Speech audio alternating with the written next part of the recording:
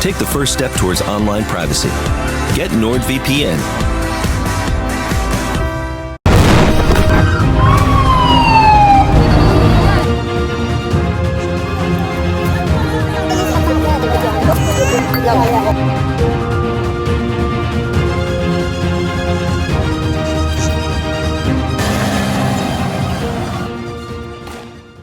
All right, Gordon. Mate. Joint video. How's it going? Your TikTok stuff, my ODYSEE and Rumble. Yes. I love these little chats, mate. I really do. I love them. Yes. And we may have too much to talk about, given how interesting, far too interesting, more than interesting. Please, I'd like dull life 2019 back. Do you remember, like, in 2016, where they're like, "Oh my God, how crazy is this?" That's right. The good old days of 2016 when it was like normal. Yes, Brexit and Hitler running against Trump. That was it. I mean, how are we going to survive? 4 years of a Trump presidency. He'll create World War III. No, pretty far from it, actually. No. You know, peace with North Korea almost. Yeah, Biden's on his way. Now he's might come back. It looks like they might try and start it. It's crazy. Yeah. Well, look, let's start. Let's start with what's happening in the UK. Your take on what you think is going on in the UK. I think there's an attempted sort of coup, almost. I think outside entities are stoking these fires. And I also think that the media and the government have created the environment for it to happen. And who are these outside entities? Well, I mean, I'm sure that Israel's one, because they're the ones who are paying Tommy Robinson's fees and have been funding him. I don't think it's Russia or anything like that, despite what the Daily Mail might say. But I certainly think Elon Musk has got a hand in it, which means America does, because with all the disinformation and misinformation he's been spreading recently, it's been quite worrying. Did you see what he posted about the Venezuelan elections? Turned out to be a US Postal Service voting machine that apparently he said was being passed. And it's like, is he doing this ironically, or is he, trying to muddy the waters? Because he doesn't seem to come out and apologise much after he spread all this misinformation, does he? Right. Yeah, it's funny. I find it funny you using the term misinformation and disinformation, because I can remember the days before lockdown. It was just inaccurate reporting. No, I think this has been done on purpose. There's no Elon Musk. If you watch Joe Rogan's new special, Joe Rogan says his conversations with Elon Musk is like a dog trying to talk to its owner, to a human. He says Elon Musk is that smart. I didn't. So you can't tell me. You can't tell me that Elon Musk, the owner of a massive platform like that, can't figure stuff out that is obviously fake, especially given the history with Venezuela. I mean, I've only been doing this 7 years. I mean, this is the third time they've tried this shit, and now Elon Musk is piling on. It's no wonder Maduro is having to defend his country this way. We all know why this is happening. It's happening because they've got the largest oil reserves on the planet. And that's why this is happening, and that's why Juan Guaido happened, and that's why the Bank of England withheld Venezuela's own gold and still have 1.4 billion that Venezuela needed to feed their people during COVID. Doesn't matter. We're withholding that, and your people are going to suffer, and then we'll use their suffering as in our media as a reason to paint, hey, look how bad a guy he is. This has been going on for decades. I've only been covering it for 7 years. Other people have been covering it for over 20. The United States, all of a sudden, took a big interest in Venezuela during the turn of the century. Why was that? They found a lot of oil. And now Elon Musk, he will never talk about that, but he'll show, obviously obvious rubbish, obvious misinformation. He'll share that like, look, there's a voting machine coming through the window in Venezuela. That is in America. It's a US Postal Service thing, right? Something like that anyway. And he's been doing it quite often. Once to err is human. To do it 3-4 times in a week, that's a pattern. Okay, we're taking it back to the UK then, these outside agencies. So you said Israel, the US, Elon Musk, anybody else? Not Russia, not Putin. Well, I also think that the political parties in this country are to blame for it. I also think the media has a huge part to blame in because they've fostered the environment to allow it to happen. They've demonized Muslims, they've demonized migrants, they've demonized people coming from other countries who are fleeing all sorts of stuff. And I admit we've had these conversations before that many are coming over that really, they're coming here for exploitation reasons. I totally admit that to you when we've had these conversations before. But the demonization of Muslims, the demonization of immigrants, the demonization of Muslim countries like Iraq and Iran, and anything that Iran do obviously must be bad, and everything Iraq do must be bad, and everything that Gaddafi did in Libya he was a terrible person, and only showing one side of the thing obviously has an effect on the people that you're showing it to.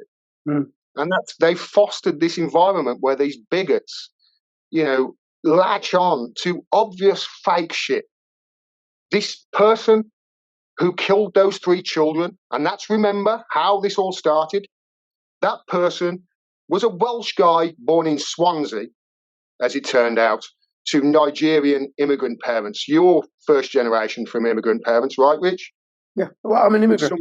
It was somebody with your background. I wasn't born here. Well, he was. Yeah. So he's even more British. He's more Welsh than me.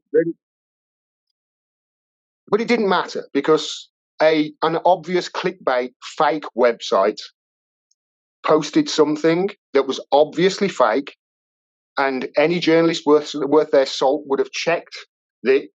This is an obscure website that posted. I remember in 2016. Do you remember the big fucking story that went around in 2016? The Pope endorses Trump. It's people to try and get. It's an internet marketing scheme that preys on the most easily led in society to try and go down, capture their emails, sell them shit, get them in the scam, sell them pills that will lose them weight, whatever. Erectile dysfunction. Here's some pills. Need a bigger cock. Here's some pills. That's the sort of website it is. And that gets spread around on Twitter. And all of a sudden, this story says that person who killed those kids was an illegal migrant called a name. A name. What does that name mean, babe? Do you remember the name, babe? Yeah, his name means I'm going to my apartment. That's what it translates to. It's not a name. It's not a name. It means I'm going to my apartment. And they spread it around, and before you know it, there's fucking riots on the street. Elon Musk is over there. He's retweeting shit saying Keir Starmer's going to turn the Falkland Islands into... whether he's doing it as a joke or not, he's riling up people who are easily led. Yeah. And he's not correcting the record. So, yes, he is at fault for this shit. And what he's got against Britain, I don't know. But he's obviously something. Yep. I have a slightly different take. Not that different, but a little bit different. Let me know. Okay, let's have a chat, mate, because that's my take on it. Maybe we can meet somewhere in between. They are shit-stirring. But who's shit-stirring underneath it all are the British elites. The British elites are masters at divide and rule. Well, I didn't cover the other bit, and I focused a little bit in my answer on... But I also said the media and the establishment in this country. I mean, obviously, you've got the Starmer thing, and we'll talk about this. Carry on. Yeah, the British are masters at divide and rule. It's how they had such a large empire for so long as well, right? And Keir Starmer's speech, I don't listen to his speeches, but that clip that he said or whatever, we're going to protect all Muslims. No, protect all people. You're the Prime Minister. You take care of all the citizenry. And the idea that Keir Starmer is going to take care of Muslims, he really cares about people while he's bombing them or supporting the bombing of them abroad. No, you're playing us. You're grooming us. The government are grooming us. And I said to you, and I said on my channels, on my own channel, videos before, the Tories are going to do such an awful, awful job. They're going to hand Starmer a massive majority, and then he's going to push through with the Great Reset.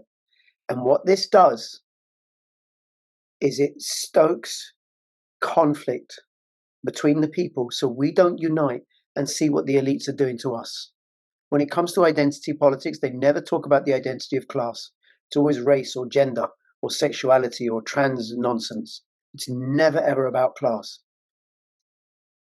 Now, these people coming over, I just recorded a video with Jim Ferguson, who was a MP candidate and an MEP candidate for the Brexit Party, and I've been on his channel a few times and him on mine.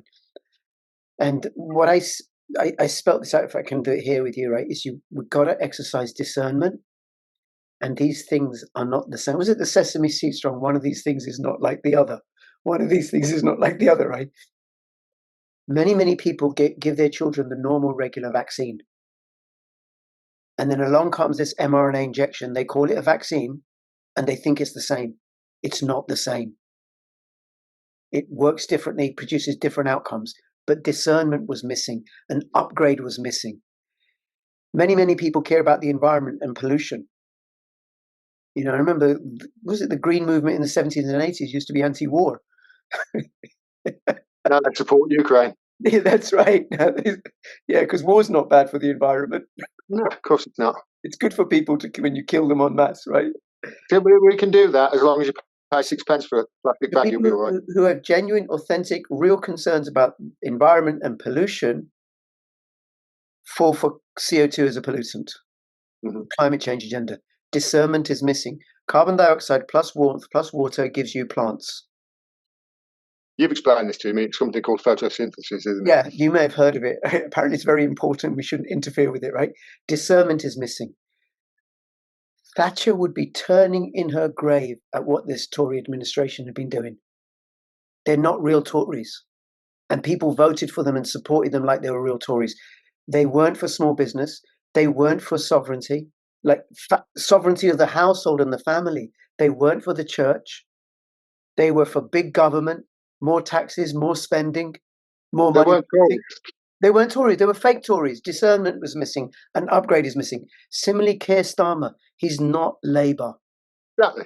Right? People voted. I've just written that down, mate. But there's more to go. Discernment is missing. An upgrade is required. People voted Labour thinking that Keir Starmer is going to do better than the Tories. I was like, no, he's going to do worse because the Tories deliberately handed him a large majority, so he doesn't have any liberty-loving MPs.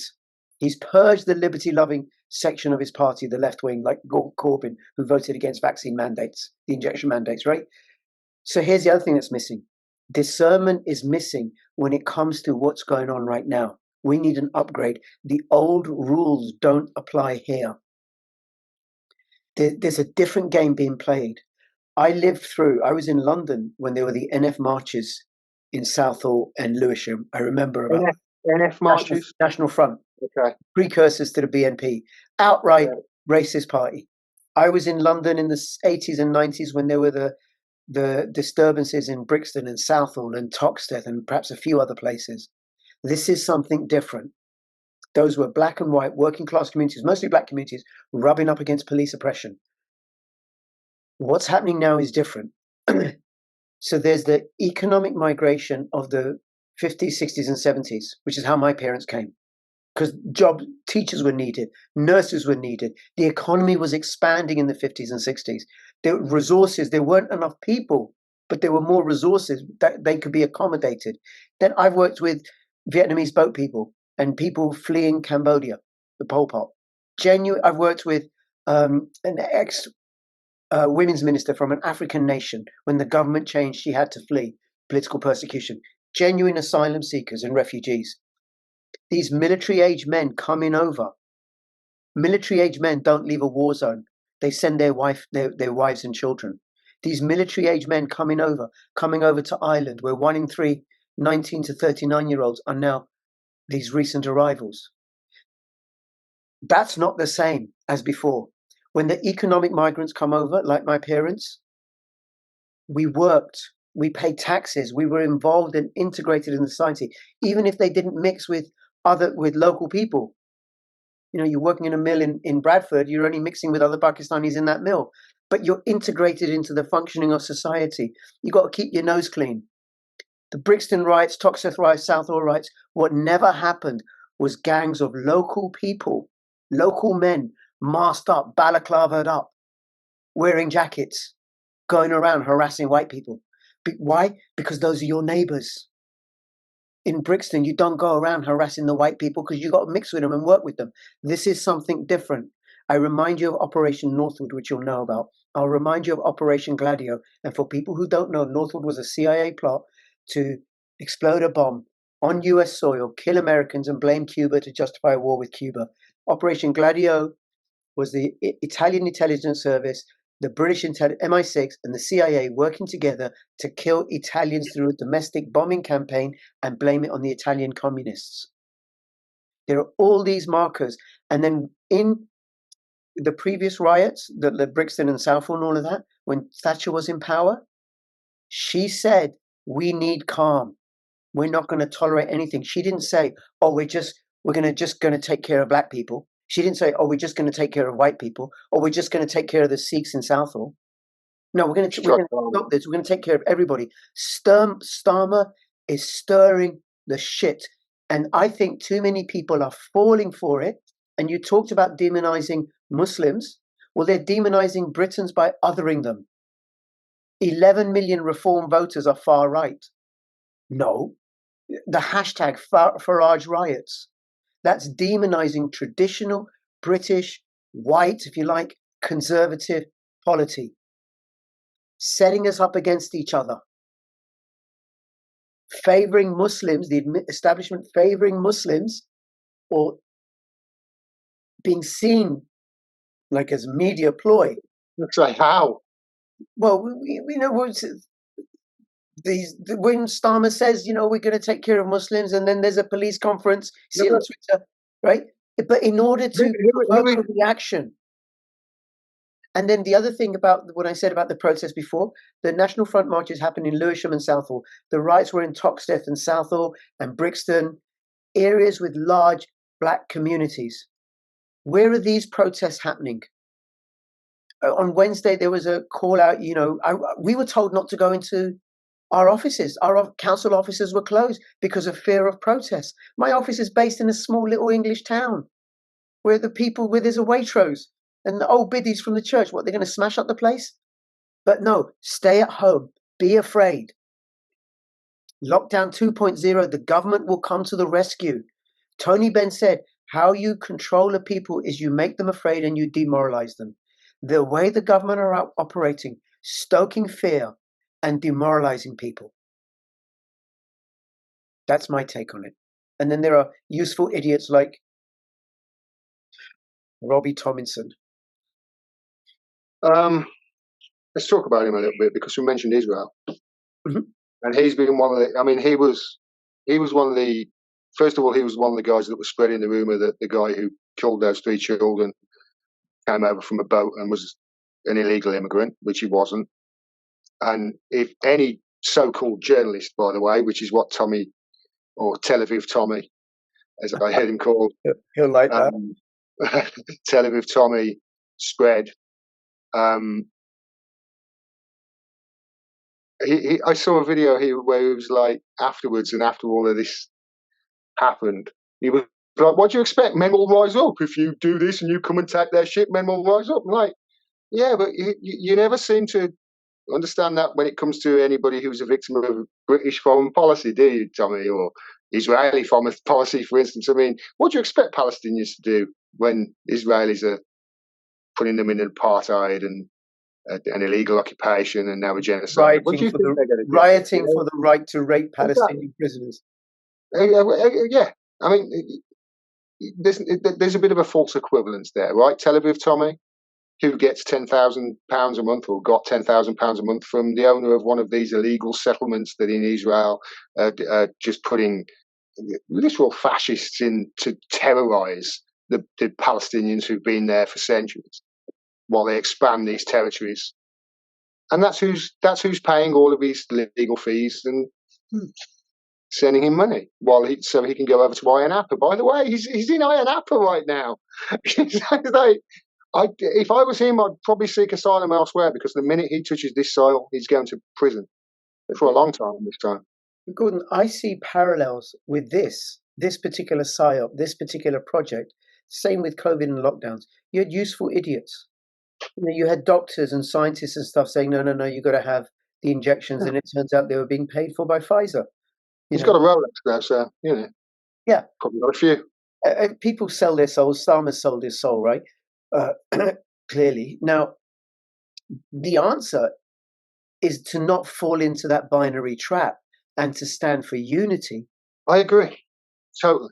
And And then point this out. And then we got to be careful about not demonizing and othering.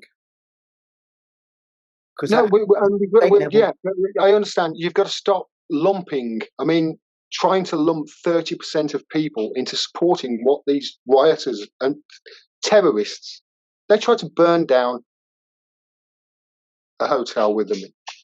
That's terror. That's terrorism for political aims. That's the very definition. This is not. But the And real then terrorists are the ones shaking the jar of ants.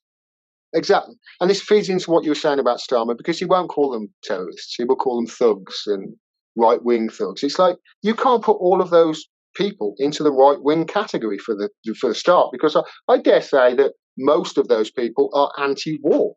That's not a right-wing point of view. I dare say most of these people are actually, for fairness in sport. That's not a right-wing point of view. Yeah, I could go on and on and on. So we've got to stop putting large swathes of people into but one other category. We're not racist. You are. Because we've seen what happens in America when you propagandize and dumb down a society for that to happen. You just get a load of people arguing with each other and nobody making any sense at all. Meanwhile, the status quo continues and you will get your liberties taken away and free speech and blah, blah, blah, blah. And it's happening more and more over here. I totally understand it. But the media, I want to point out this the media that I touched on earlier, they are for sure one of the main perpetrators of fostering this environment for this to happen. Because, first of all, I mean, look at the election that we've just had. Who was the anti-war party? The left party, the anti-war party, Rich, the Workers' Party, right? How much airtime did they give them? Nothing. None. Even though they had a sitting MP who has been elected 4 times, and there was no. How many times did they prop up Mr. Farage, who has lost every election up to that point, who has very few councillors? How many times did they talk to the Greens, who have like 1,000 councillors or something like that? When it was totally the disparity there. You can clearly see that there was a narrative that they were pushing. Now, to what ends, I don't know. That might have been reactionary, whatever. But then you've got on the other side of propping up Mr. Farage, you've also got the dumbing down of society with the fake anti-Semitism fucking scandal against Jeremy Corbyn, the rise of Sir Keir Starmer. Remember, Sir Keir Starmer, who comes out and says, we want a safe environment for Muslims. Do you remember his party was found out to have a hierarchy of racism? Yeah, but no, a safe place for Muslims, except for the ones that live in Yemen. Right. Which the British government is bombing. The Palestinians, because oh, by the way, it's a head fake. They've stopped selling stuff to Israel. No, they haven't. They've put a pause. On approving more sales. They haven't stopped any of the previous sales. They've put a pause on any more contracts. Those previous contracts will go on for years. Some of them. They've just put a. Don't be fooled by the headlines. Yeah. Well, some good news for you, Gordon. Well, if my opinion becomes news, Israel's not going to prevail. No, it's not right. Starmer's not going to see out his term. You think? He's not. And here's why, right? Now, I've not looked in a crystal ball or anything like that. I'm just looking at the man and how he operates and conducts himself. Now, here's some good news. So he's a global leader for the WEF. That's not good news, right? The good news is he's the best that they could get. He's awful. He's absolutely awful. And in the US, right, they got Kamala Harris. Really? These are the titans that are going to oppress us? You think seriously? So here's why why I think he's not going to prevail, right? He's not going to see out his term. So he's got no base. None. No. 1 in 5 of the electorate voted Labour. And many of those Labour voters, I bet, held their nose, and they voted because they're not going to vote Tory or whatever, or because they didn't exercise any discernment and they think it's the same. And very quickly they're going to discover he's not the same. He's not Labour. He's not Labour. They're going to push through more and more legislation, more oppressive legislation, including legislation which will have the effect of robbing people of their homes. They're going to take property away from homeowners. We talked about this a little bit, and I haven't dropped that video yet. We really need to. Yeah. Okay. So they're going to take property away from homeowners. So more and more, the stuff that he's going to do as he pushes the agenda, because they're running out of time, it's going to get more and more resistance. He has no political acumen. Tony Blair, you could say, certainly the first election, he had a lot of support. First time he got elected, right? Thatcher, Scargill, Farage, Galloway. They're smart people. They got convictions. They have acumen. Even Boris Johnson can play the game well. Starmer is talentless. He can't even read a speech without checking it every 2 seconds because he's such an empty, vacuous puppet. Talentless, completely talentless. How on earth is he going to negotiate the challenges that are going to confront him? And those poor sods who are banking on him, he's the best one they got. I find it funny, with Starmer. I find it funny that, like, his initial reaction when this happened was pretty lame. And, what happened, you saw how the police were pushed back they were pushed back, remember? And they set the hotels on fire and stuff. The police were, and they stood there and they didn't know what to do. And then the next day, communities came out in their thousands. And then Keir Starmer was like, oh, these sentences, they're really showing them. Meanwhile, he's giving out sentences for, let's face it, terrorist acts that are far short of what they gave the Just Stop Oil protesters. And I'm not behind those. We've spoke about this. We're not behind those protests. But 5 years for planning a peaceful protest that might have caused a bit of a traffic jam and cost the state some money. 5 years for planning that, not a peaceful protest. Nobody was going to get hurt. Meanwhile, 3 years for beating up a paramedic in a violent, racist riot while acts of terrorism are going on. It's making a mockery of our judicial system, this is. And Keir Starmer, remember, was head of the Crown Prosecution Service for a long time.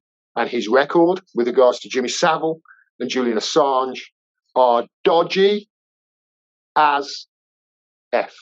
Yeah. No, I think in terms of the charges, right, and the sentencing, I think criticisms can be made, valid criticism from both sides, right? Like the people making offensive social media or Facebook posts. Yeah, I'm not saying.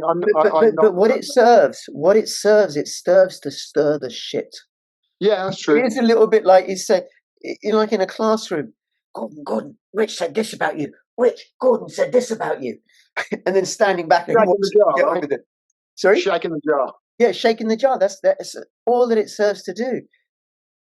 And then they can use it in order to suppress freedom of speech and freedom of expression, so that so that they can better control the narrative as they push forward the rest of their agenda, destroying the food supply, net zero, robbing people of their homes through high taxation.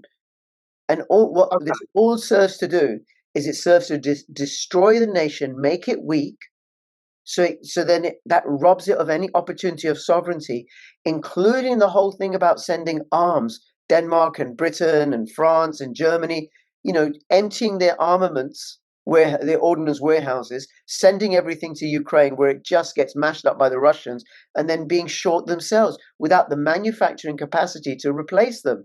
Well, what does that do? Well, it robs a country of sovereignty. The only way you can ever get involved in any sort of military engagement is through some globalist alliance. They're out to destroy. It all fits in with destroying sovereignty, destroying national sovereignty, and promoting globalism. And these military age men, I've heard rumors. I don't know if it's true, but I've learned these last 4 years, a lot of the rumors, a lot of the things that people have said have turned out to be accurate, that these military age men are military.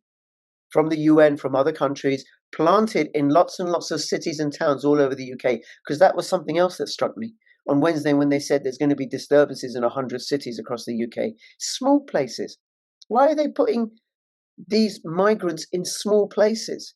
Before, they've always gravitated to the large conurbations where there's large communities already.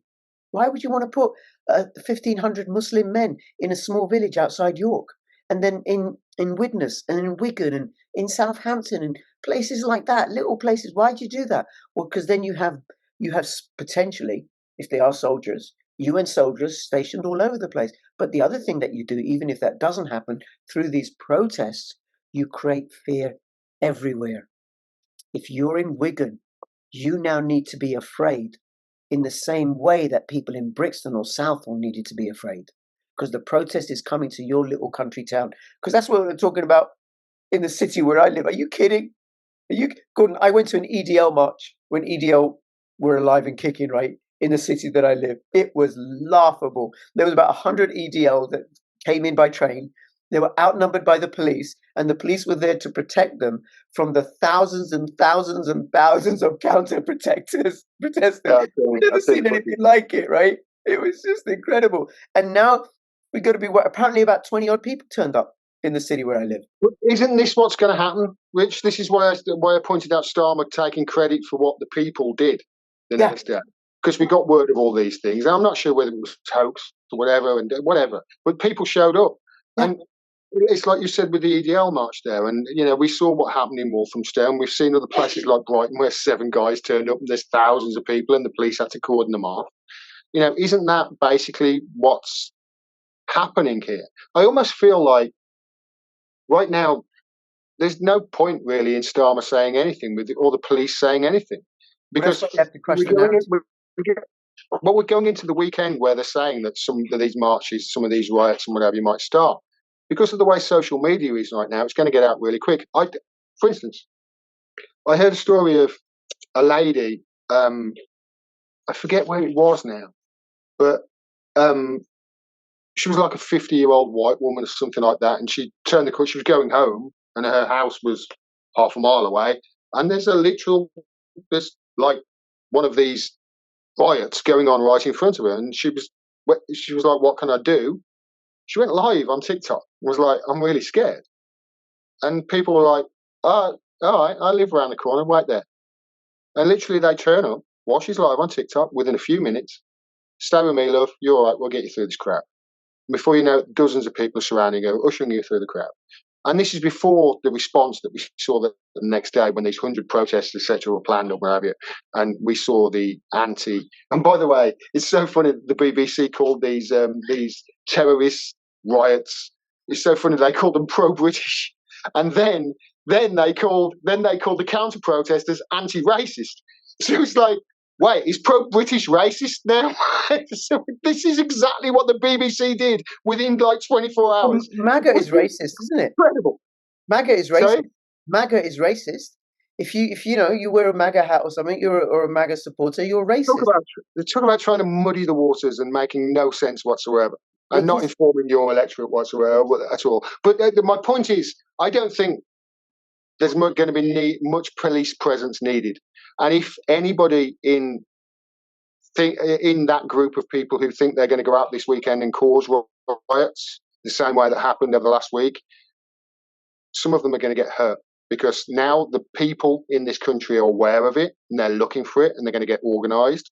And I saw something just before we went live.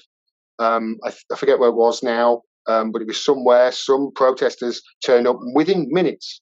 They're outnumbered 100 to 1 because of the way social media works. And that's what's going to happen this weekend. And if they turn out, somebody is going to get hurt. The police aren't needed anymore. Then the media and the government will play it not to placate and calm people down. They'll play it in order to shit stir.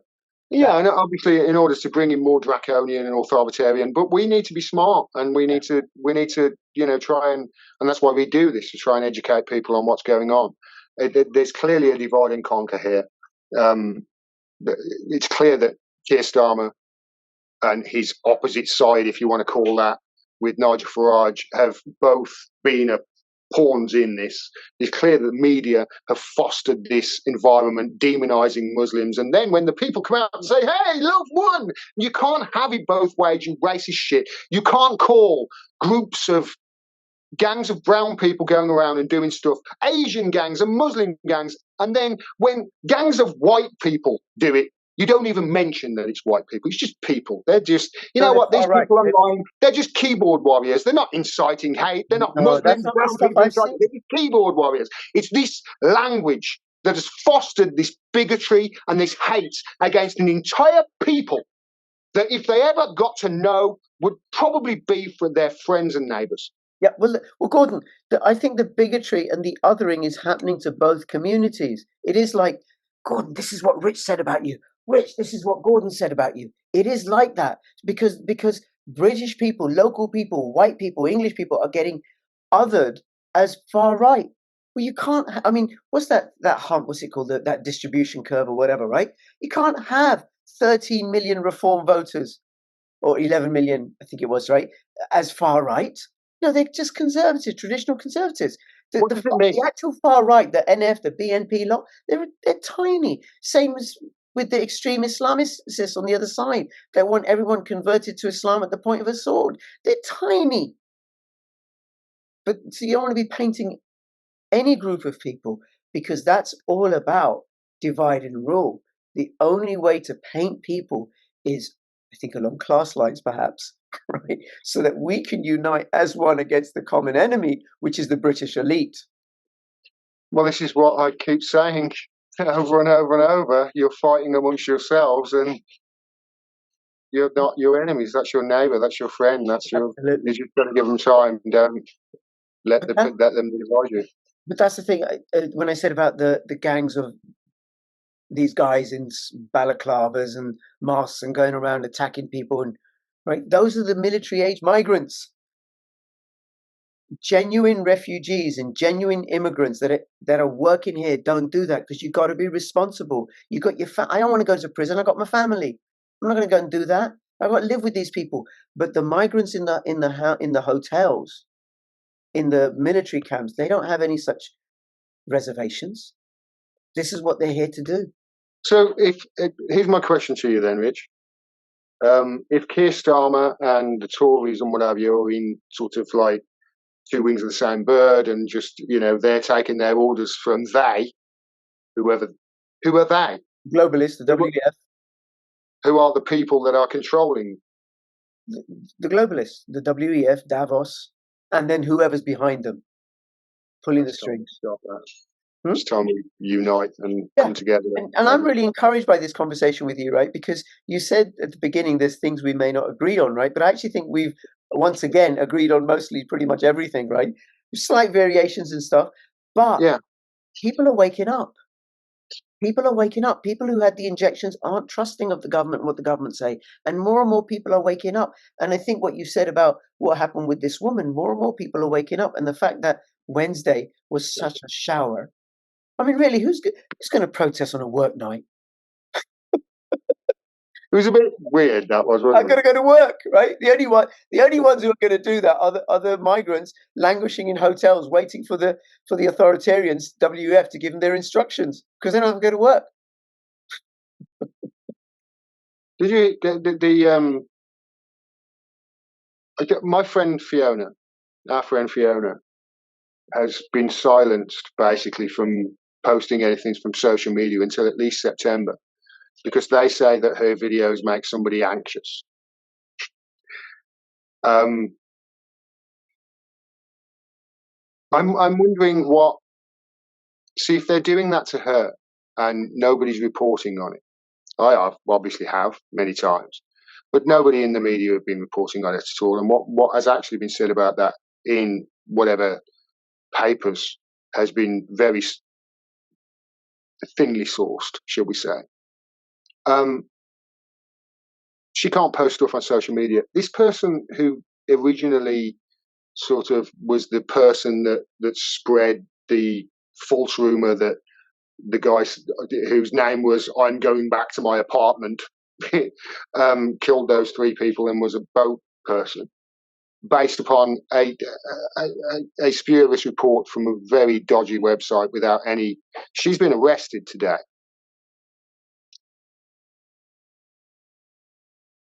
I fear that the punishments now that are going to be handed out to people are going to be accelerated. And whenever I point out that there's a disparity here in the sentences handing out to what I think are terrorists, an act of terrorism, are less than the protests that we're giving out to just stop all peaceful protesters, just planning peaceful protests. That's not to say that I think that these people should get more of a sentence and we need to clamp down even harder, because that's the fascist tendency, right? I actually am pointing out that you shouldn't be jailing people for peaceful protests. Yeah. That's the point I'm trying to make. And I would like to make that clear, because that's the point I'm trying to make. Yeah, no, absolutely. And they're gonna punish us, try and punish us, suppress our voices, and we just have to unite and say no. This is how you deal with abusers. You say no. You stand up and you say no. I'm not taking this no more. Peacefully. Yeah. Which they've made now a precedent that planning peaceful protests is more punishable than violent racist riots and acts of terrorism. Which serves the purpose of keeping people fearful and demoralized. All right, Gordon. It's been a good chat, Rich. I thought we were going to disagree more. I really did. Yeah, I thought so too. Next time you got to be more disagreeable, okay? Say no. We'll see. I'll that was the play. Gordon, thank you so much. Relevant links in the description below and everything, and share this far and wide. All the best. Bye-bye. Thanks, man.